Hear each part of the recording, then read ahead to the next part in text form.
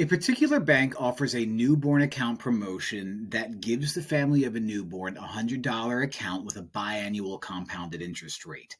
The formula the bank uses is A of y equals 100 times 1 plus r over 2 to the 2y. So this is a typical compounded interest rate formula. If you have heard of the continuously compounded interest formula, there's similarities, okay? But this is not the continuously compounded interest formula. This basically says, like, I put $100 into the bank and I check a half a year later and I have a little bit more.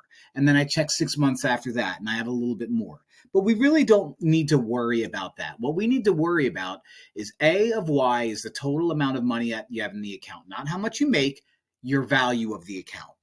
R represents the interest rate as a decimal. So if your interest rate is 2.5%, you move the decimal to the left twice and R will equal 0.025. Okay, we'll get there when we have to get there.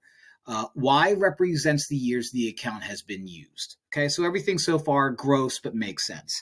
If an account opened for 13 years has the amount of $108.52, what would the average rate of change be from the 14th year to the 18th year? This is going to be a nightmare, but I'm here to guide you. First things first, I don't know what R is. But in this part, I can take y is 13. Usually I use t for these problems, but y is 13.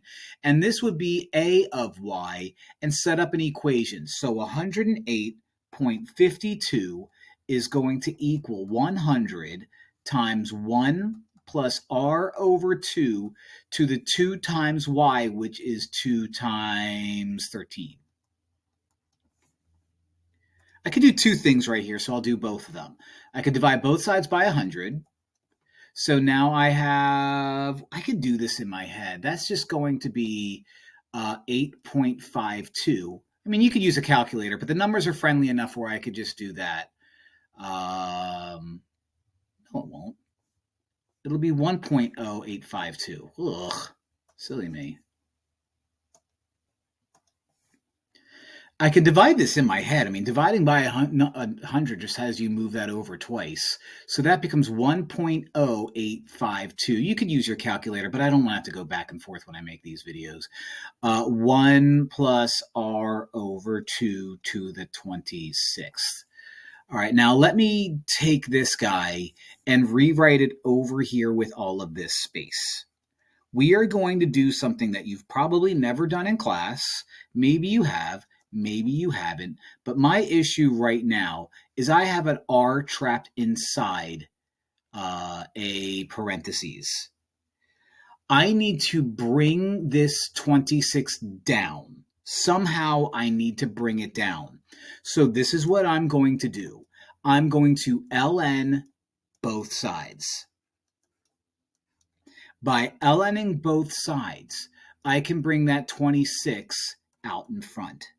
So now I have ln of 1.0852, whatever that is, equals 26 ln of 1 plus r over 2. There you go. Now what I can do is I can divide both sides by 26. Cross you out. That leaves me with, and this is awful, ln of 1.082 divided by 26, 0852 divided by 26 equals ln of 1 plus r over 2. Let's run to our calculator and find out what ln of 1.052 is divided by 26 real quick. All right, ln of 1.0852, close it, divided by 26. Enter is going to be 0.0031, blah, blah, blah, blah, blah. So I'm going to actually write out as many of those points down when I go back and do the problem. All right, let's move everything up here, cut you off. Right there, we have ourselves. And actually, let me erase this to give myself more space, because even when we finish this and find out what R is, we are certainly not done yet. It's a gross problem. We ended up with 0.00314478. I'm going to write out all of that. Does it seem like a lot? Do I care? No. That's going to equal ln of 1 plus r over 2. Now I need to unlock that r. So what I'm going to do is I'm going to e both sides. So you're going to be e to that gross number equals that. That allows you two to cancel each other out. So I have e to the 0.00314478 equals 1 plus r over 2. Subtract 1 from both sides.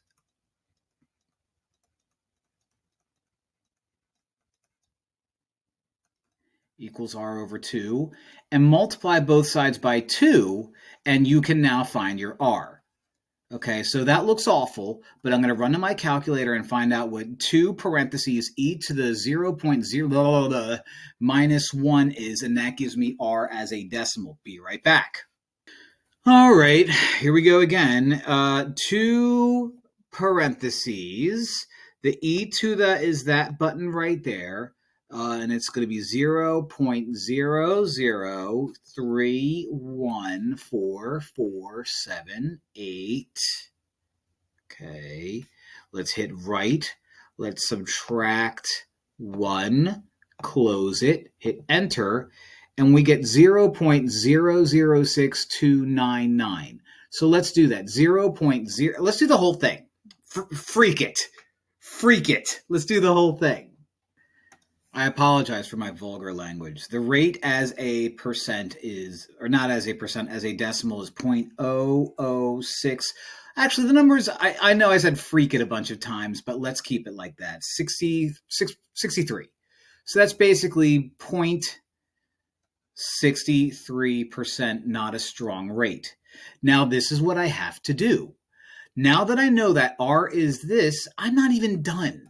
I have to run to my calculator and let me get rid of this mess up here, blah, blah, blah, blah, blah, and let me use this equation in my calculator. 100 times 1 plus 0.0063 over 2 to the 2y. We're going to use that to find the average rate of change from the 14th year to the 18th year.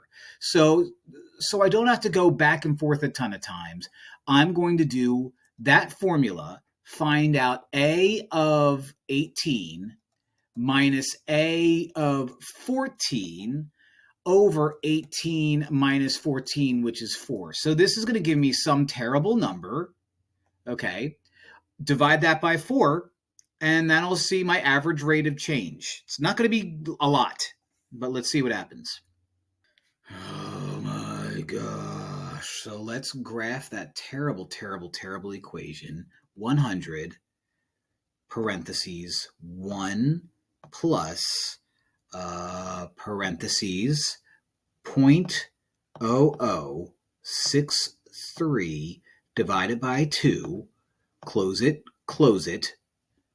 Okay, to the 2, I know it says y in the problem, but it's to the 2x. Okay, so just making sure everything looks good. The graph won't help us.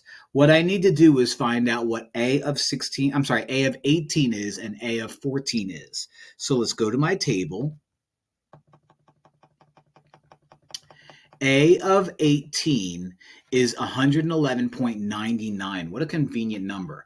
111.99, and a of 14 is going to be 109.21. So let's go back, parentheses, 111.99, 111.99 minus what it was 14, 109.21.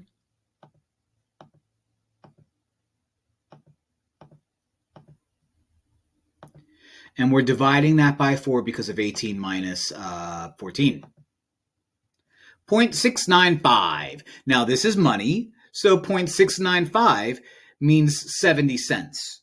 So after all of that, well, let's go back and I'll explain what the problem is. We'll select 0.70 and we'll explain what the answer means in this context of the problem. All right, so B is our guy. So after all of that, what this means is this bank account that you're given for free is only going to get you about 70 cents a year once you hit your teenage years. That's not a lot.